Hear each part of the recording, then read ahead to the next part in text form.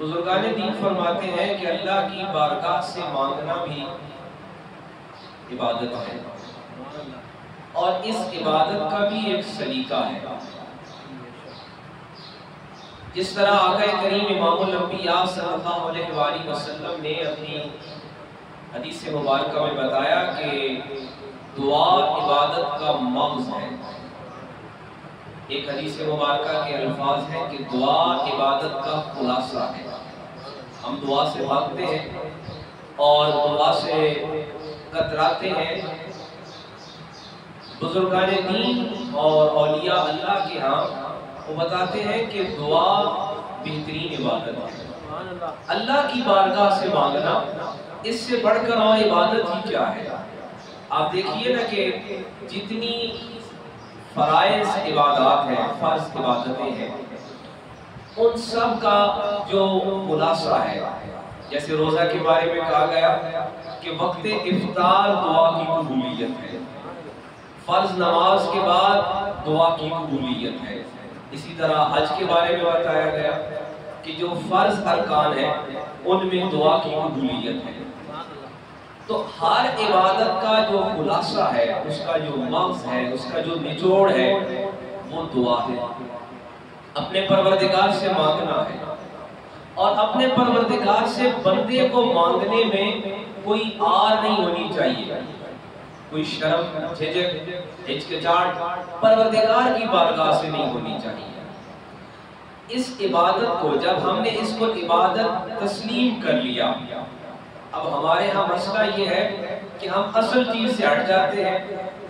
نماز کے لیے وضو بھی کر لیا ہے، وقت بھی نکال لیا ہے، لباس کا بھی یہ تمام کر لیا ہے، مسجد پہنچ گئے ہیں اور دعا سے بھاگ گئے۔ دعا کے بغیر عبادت ایسے ہی ہے جیسے کوئی انسانی جسم بغیر سر کے ہو۔ یہ تو ایسا ہی ہے جب اسے کہا گیا ہے کہ یہ عبادت کا مغز ہے، عبادت کا خلاصہ ہے، تو لہٰذا دعا کے لیے اہتمام ضروری ہے۔ اور پھر جب یہ عبادت ہے، یہ تسلیم کر لیا جائے، ہمارا دل و دماغ، ہمارا شعور، فہم اس درجے پر پہنچ جائے کہ دعا بہترین عبادت ہے۔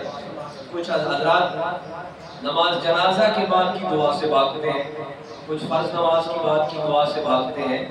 اپنے پروردگار سے مانگنے میں کیا آر ہے؟ جہاں مانگنا ہے اپنے خالق سے مانگنا ہے، اپنے پروردگار سے مانگنا ہے، اپنے پالنہار سے، اپنے پیدا کرنے والے سے مانگنا ہے۔ اگر اس سے نہیں مانگنا تو پھر مانگنے کی اور جگہ ہی کوئی نہیں ہے۔ اقبال نے کہا تھا نا، یہ ایک سجدہ جسے تو گراں سمجھتا ہے، دیتا ہے آدمی کو ہزار سجدوں سے نجات۔ یہ ایک جگہ مانگ لینا، ایک جگہ جھک جا جو تمہیں ہزار جگہوں پہ جھکنے سے بچا لے۔ ہم نے وہ ایک جگہ مانگنے سے ہچکچاہٹ سمجھی ہے، آر محسوس کر لی ہے، اور یہ قرار دیا ہے کہ شاید اس کے بغیر گزارا چل جائے گا۔ یہ ایک بارگاہ، ایک جگہ ایسی ہے، ایک دروازہ ایسا ہے کہ جہاں مانگے سوا گزارا نہیں ہے۔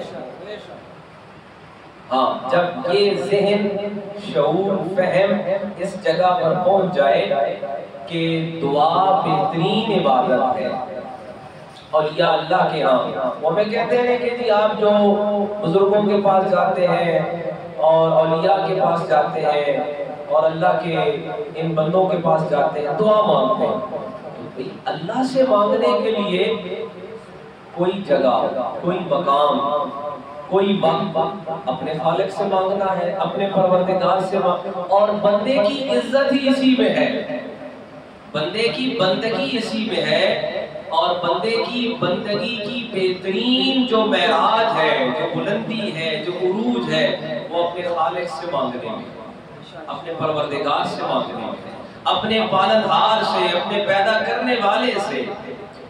اور بہت سارے بزرگان دین، اولیاء اللہ، انہوں نے یہی سکھایا کہ بندہ بندوں سے مانگنے سے بچ جائے، بندہ اپنے خالق سے مانگے۔ خالق سے مانگنا ہی وہ طریقہ ہے، وہ مقام ہے جہاں بندے کی عزت ہے۔ اگر کسی بندے سے مانگیں گے تو سب سے پہلے تو انسان اپنی عزت نفس مجروح کر لیتا ہے. یہ بھی ایک بات ذہن نشین کر لینی چاہیے کہ اسی لیے دین اسلام نے گداگری کو، پیشہ ور مانگنے کو حرام قرار دیا ہے.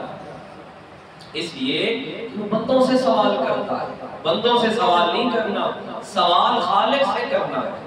اپنی ہر حاجت کے لیے، اپنی ہر پریشانی کے لیے، اپنی ہر کمی کے لیے اور اپنی ہر طلب کے لیے اپنے خالق سے، اپنے پیدا کرنے والے سے سوال کرنا. سوال کرنے کی جگہ ایک ہے، مانگنے کا مقام ایک ہے، اور وہ اپنے پروردگار کے حضور ہے. ہاں، جب ہم اس درجے پر پہنچ جائیں، ہمارا ذہن اس بات کو تسلیم کر لے کہ دعا بہترین عبادت ہے. اب جب ہم یہ مان لیں، یہ تسلیم کر لیں، تو پھر اس عبادت کا بھی سلیقہ ہے. اب ہمارا ابھی کیونکہ پہلی منزل نہیں طے ہوئی نا، پہلا درجہ نہیں طے ہوا کہ ہم نے دعا کو عبادت ذہنی طور پر تسلیم ہی نہیں کیا. ہم اسے رسم سمجھتے ہیں، بس ہاتھ اٹھا لیے اور اس میں خلوص شامل نہیں ہوا، اس میں توجہ شامل نہیں ہوئی، اس میں دھیان شامل نہیں ہوا. توجہ کیجئے کہ دعا عبادت کا مغز ہے، اور اس کے لیے پورا اہتمام چاہیے، اس کے لیے توجہ چاہیے، اس کے لیے دھیان چاہیے، اس کے لیے اخلاص چاہیے، اس کے لیے شرمندگی چاہیے. صحابہ کرام بتاتے ہیں کہ آقا کریم نے ہمیں بتایا کہ جب رب کی بارگاہ سے مانگنے کی تم کوشش کرو نا، اہتمام کرو، اپنے ہاتھوں کو بلند کر. یہ ہاتھوں کو بلند کرنا کیا ہے؟ اپنے پروردگار کی حضور یہ بتانا کہ مولا اے پالنے والے، ہم ساری دنیا سے ہٹ کر صرف تجھ سے مانگ رہے ہیں. آج اس لیے بلند. صحابہ کرام بتاتے ہیں کہ آقا کریم کے بعض اوقات ہاتھ اتنے بلند ہوتے کہ کندھوں کے برابر، کندھوں سے بھی اوپر. اور ہم دیکھتے ہیں کہ آقا کریم کتنے ہاتھ بلند کر رہے ہیں. ہمیں ہاتھ اٹھانے میں کئی لوگ بڑا آر سمجھتے ہیں، ہاتھ اٹھانا بھی ارے اپنے پروردگار سے جب نہیں مانگنا ہے، وہاں سوال نہیں کرنا ہے، پھر دنیا میں ہزار جگہ مانگنا پڑتا ہے اور مانگنا پڑ رہا ہے. ہمیں احساس ہی نہیں ہو رہا کہ ہم اپنی بندگی کو، ہم اپنی عزت نفس کو، اپنی سیلف ریسپیکٹ کو بطور انسان جو رب نے ہمیں مرتبہ دیا ہے، اس کو ہم گرا رہے ہیں، اس کو کم کر رہے ہیں. کہ جب ہم بندوں سے سوال کر رہے ہیں، بندوں سے اپنی حاجتیں بتا رہے ہیں، اپنی حاجتیں اپنے پروردگار سے بتانی. دیکھیں نا، اللہ نے بڑی دلچسپ بات ایک اور توجہ طلب اسی پر آگے کہ انبیاء کرام کی دعائیں قرآن میں بتائیں. یہ جو دعا پڑھتے ہیں رب جعلنی، کبھی اور کی یہ کون سی دعا ہے؟ یہ حضرت ابراہیم کی دعا ہے. یہ جو ہم پڑھتے ہیں لا الہ الا انت سبحانک، حضرت یونس کی دعا ہے. کہیں حضرت یونس کی دعا، کہیں حضرت یحییٰ کی دعا، کہیں حضرت عیسیٰ کی دعا، کہیں حضرت موسیٰ کی دعا، کہیں حضرت ابراہیم کی دعا، کہیں حضرت اسماعیل کی دعا.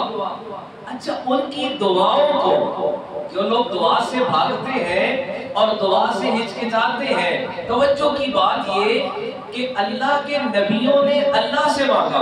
کچھ لوگ کہتے ہیں نا اونچی دعا کیوں مانگتے ہیں، اللہ سے مانگنا ہے، دل میں مانگ لیجئے، ہر جگہ کیوں مانگتے ہیں، نماز پڑھ لی ہے، دعا ہو گئی ہے. توجہ طلب بات یہ ہے، انبیاء کرام نے اللہ سے مانگا، اللہ نے سن لیا. حضرت ابراہیم نے دعا مانگی تھی، اللہ نے سن لی تھی. ظاہر ہے اب اللہ کا اور بندے کا معاملہ تھا، اللہ نے اس کو کتنا اونچا کر دیا ہے. ہم اونچی دعا مانگیں گے کتنی مانگ لیں گے بھائی؟ یہ مسجد کے حال تک کی آواز جائے گی، کوئی سن لے گا، باہر تک سن لے گا. حضرت ابراہیم کی دعا کتنی اونچی کر دی، قیامت تک قرآن میں سنا دی. ہر پڑھنے والا حضرت ابراہیم کی دعا کو پڑھ. لفظ وہ جو حضرت ابراہیم نے اپنے پروردگار کے لیے، اپنے پالنہار کے لیے، اپنے خالق و مالک سے کہے، رب نے ان کو اپنے کلام میں محفوظ کر لیا. بندو یہ دعا مجھے پسند ہے جو حضرت ابراہیم نے مانگی، جو حضرت یونس نے مانگی ہے، جو حضرت موسیٰ نے مانگی. حضرت موسیٰ نے مانگی قال رب اشرح لی صدری ویسر لی امری واحلل عقدۃ من لسانی یفقہوا قولی. حضرت موسیٰ نے دعا مانگی، دل میں مانگی ہوگی، تھوڑی اونچی آواز سے ہوگی، پتہ نہیں کیسی آواز میں تھی، اللہ نے اس کو اپنے کلام میں محفوظ کر لیا. قیامت تک کے لیے محفوظ کر دیا کہ اب ہر کلمہ کو ہر مومن ہر توحید پرست حضرت موسیٰ کی اس دعا کو دہرائے گا. پتہ چلا دعا کتنی عام ہے. یہ نبیوں کی دعائیں ہیں جو انبیاء کرام کی زبان سے نکلی ہے. یہ معاملہ ان کا اور ان کے رب کا. بندوں کو دخل کوئی نہیں تھا, بندوں کو سننے کی ضرورت کوئی نہیں تھی, لیکن رب نے دعا کی اہمیت بتائی کہ رب کی بارگاہ میں دعا کے لفظوں کا بھی کتنا اہتمام ہے. بندوں نے دعا مانگی اپنے پروردگار سے اور رب نے اسے سنا دیا ساری مخلوق کو. قیامت تک آنے والے مومنوں کو, قیامت تک آنے والے قرآن پڑھنے والوں کو کہ حضرت موسیٰ کی دعا بھی پڑھو, حضرت ابراہیم کی دعا بھی پڑھو, حضرت یونس کی دعا بھی پڑھو, حضرت عیسیٰ کی دعا بھی پڑھو, حضرت یحییٰ کی بھی پڑھو, ساروں کی دعائیں پڑھو. اس لیے کہ دعا اپنے پروردگار کے ساتھ وہ معاملہ ہے, وہ درجہ ہے, وہ عبادت ہے جہاں بندہ خالص اپنے پروردگار سے ہم کلام ہو جاتا ہے. یہ بھی دیکھیے کہ بندہ اپنے پروردگار سے ہم کلام ہو جاتا ہے, اور یہ ایسی منزل ہے دعا جہاں درمیان سے پردے ہٹ جاتے ہیں. اور دعا پہ پھر ایک اور بات بھی سن لیجیے کہ آقا کریم نے فرمایا باپ کی دعا اپنے اولاد کے لیے بہت جلد پہنچتی ہے, اور مظلوم کی دعا جو ظالم کے لیے اس نے کی وہ بہت جلد پہنچتی ہے. لہذا دعا سے ہچکچانا نہیں ہے, دعا سے بھاگنا نہیں ہے, دعا سے دور نہیں ہٹنا ہے, اپنے پروردگار سے مانگنا. ارے اپنے خالق سے نہیں مانگنا ہے تو اور مانگنا کس سے ہے؟ پھر ہر در سے مانگنا ہے, ہر جگہ مانگنا پڑتا ہے, ہر جگہ جھکنا پڑتا ہے. اور پھر اس دعا سے دیکھیے ملتا کیا ہے. ہم بڑے کیونکہ تنگ مزاج ہے, ہم تنگ مزاج بندوں کے لیے بھی ہیں, اپنے خالق کے لیے بھی ہیں. جس طرح حدیث میں بتایا گیا نا کہ جو بندوں سے احسان کرتا ہے اللہ اس پر احسان کرتا ہے, جو بندوں پر رحم کرتا ہے اللہ اس پر رحم کرتا ہے.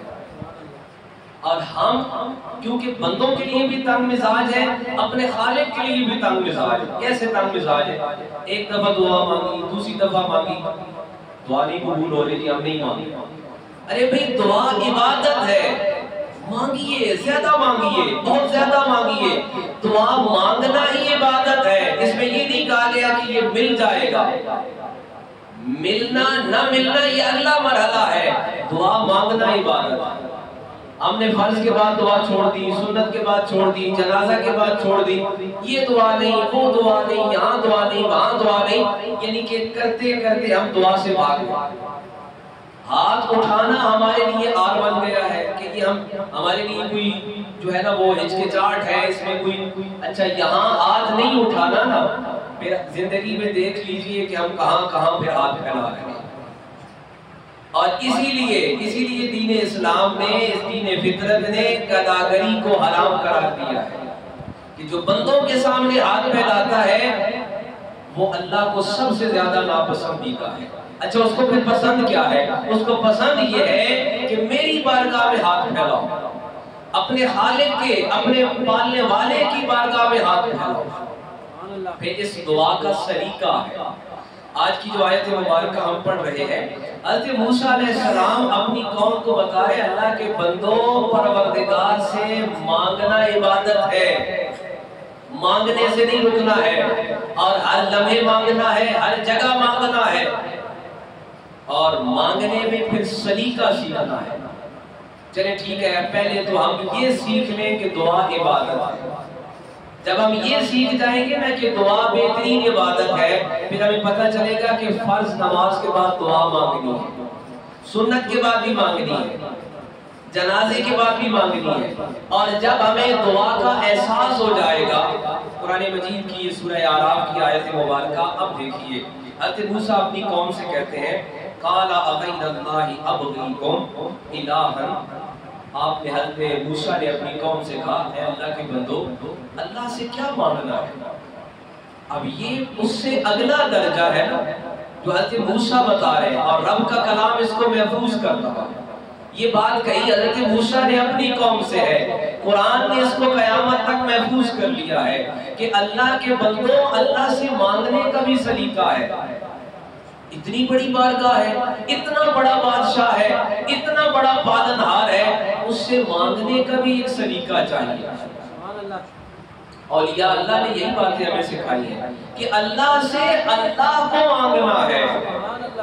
یہ جو اللہ کی ضربیں لگاتے ہیں نا، یہ جو یا حیو یا قیوم کی آوازیں بلند کرتے ہیں، یہ بزرگان دین نے دراصل دعا کا وہی طریقہ بتایا جو یہ قرآن مجید کی آیت سورہ اعراف کی 140 قال اغیر اللہ ابغیکم الہا وہو فضلکم علی العالمین۔ حضرت موسیٰ کہتے ہیں اے میری قوم یہ کیا کہہ رہے ہو، اللہ سے مانگنا ہے۔ وہ کہنے لگے آپ پچھلی آیت میں ہم نے پڑھا کہ آپ اللہ سے ہمارے لیے کوئی اور بت مانگیں، ہمارے لیے کوئی اور خدا معاذ اللہ استغفر اللہ۔ حضرت موسیٰ نے کہا اللہ سے مانگنا عبادت ہے، عبادت کے لیے کوئی سلیقہ ہوتا ہے۔ اب دیکھیں نا ہماری دعا کے ہاتھ ادھر اٹھائے ادھر ادھر دیکھ رہے ہیں، دھیان پتہ نہیں کدھر ہے، کوئی ہنس رہا ہے، کوئی باتیں کر رہا ہے۔ دعا عبادت ہے، لہٰذا اس میں دھیان چاہیے، اس میں اخلاص چاہیے، اس میں توجہ چاہیے، اس میں دل کی آقا کریم کی ایک حدیث مبارکہ ہے نا، صحابہ کرام کو فرمایا کہ دعا مانگتے ہوئے کوشش کرو کہ تمہیں رونا آ جائے۔ اگر رونا نہیں بھی آتا نا، حدیث مبارکہ کے الفاظ یہ ہیں کہ کوشش کر لو کہ تمہاری شکل ایسی بن جائے کہ جیسے رو رہے ہو۔ عبادت ہے، جیسے نماز کے لیے کہا گیا نا کہ توجہ چاہیے، تمہاری نظر ایک جگہ پہ جمی ہوئی ہو، تمہارا دھیان ہو ان لفظوں پر جو تم پڑھ رہے ہو۔ ہمارا نماز میں دھیان نہیں۔ دعا کے لیے بتایا گیا کہ حضرت موسیٰ کہہ رہے ہیں کہ اے میری قوم دعا عبادت ہے، اس پروردگار سے، اس پالنہار سے، وہ جو غنی عن العالمین رب ہے، دو جہانوں کا پالنے والا ہے، اس سے مانگنے کے لیے کوئی سلیقہ چاہیے، کوئی طریقہ چاہیے، اس کے لیے کوئی ادب چاہیے، اس کا کوئی لحاظ چاہیے۔ فرماتے ہیں وَهُوَ فَضَّلَكُمْ عَلَى الْعَالَمِينَ، اس سے فضل مانگو، اس سے فضل مانگو، اپنے پروردگار کی بارگاہ سے فضل مانگنا، یہ دعا کا ایک بہت بڑا طریقہ ہے۔ عظیم مکرم سورہ اعراف کی یہ آیت مبارکہ ہمارے لیے یہ سبق لیے ہوئے ہے کہ دعا بہترین عبادت ہے، بلکہ حدیث مبارکہ کے اگر الفاظ کو ہم ساتھ رکھیں تو آقا کریم کا فرمان یہ ہے کہ دعا عبادت کا مغز ہے، دعا عبادت کا خلاصہ ہے۔ ہم دعا سے ہچکچا گئے ہیں، ہم دعا سے جھجک محسوس کرتے ہیں، آر محسوس کرتے ہیں، اپنے پروردگار کے بارگاہ میں ہاتھ اٹھا کر اور رقت قلب کے ساتھ، اپنے پورے دھیان اور توجہ کے ساتھ، اپنے پورے اخلاص کے ساتھ اپنے پروردگار کی بارگاہ سے اس کے شایان شان مانگی، اس کے شایان شان مانگی۔ دیکھیں نا نماز میں ہمیں سکھایا گیا رب اجعلنی مقیم الصلاۃ ومن ذریتی ربنا وتقبل دعا۔ حضرت ابراہیم کی دعا، حضرت ابراہیم نے، لوگ کہتے ہیں اونچی دعا نہیں مانگی، حضرت ابراہیم کی دعا کو رب نے اتنا اونچا کر دیا قیامت تک ساروں کو سنا دیا۔ مانگا حضرت ابراہیم نے تھا، سنا رب نے تھا، اور سنا ساری مخلوق کو دیا۔ لا الہ الا انت سبحانک انی کنت من الظالمین۔ حضرت یونس نے دعا مانگی اپنے پروردگار سے، حضرت یونس نے دعا مانگی، رب نے سن لی۔ اچھا رب نے سن لی اور ساری مخلوق کو سنا لی۔ لہٰذا دعا کو رقت قلب کے ساتھ، پورے دھیان کے ساتھ، پوری توجہ کے ساتھ، پورے اہتمام کے ساتھ، اور پھر جس طرح حضرت موسیٰ نے اپنی قوم سے کہا کہ اپنے پروردگار سے مانگتے ہوئے